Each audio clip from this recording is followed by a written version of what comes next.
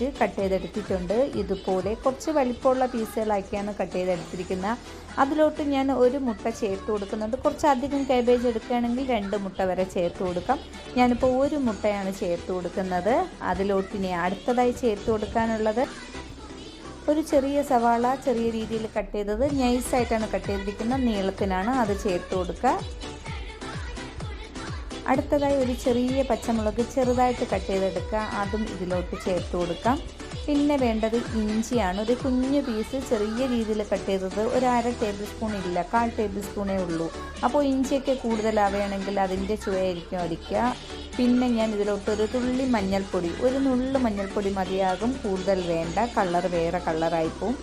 1/4 table spoon കുരുമുളക് പൊടി ചേർത്ത് കൊടുത്തു. അതുപോലെ തന്നെ 1/2 ടേബിൾ സ്പൂൺ അധികം എരിവില്ലാത്ത മുളക് പൊടി, കുറച്ച് കളറുള്ള മുളക് പൊടിയാണ് ചേർത്തിരിക്കുന്നത്, അതൊരു 1/2 ടേബിൾ സ്പൂൺ ചേർത്ത് കൊടുക്കുക.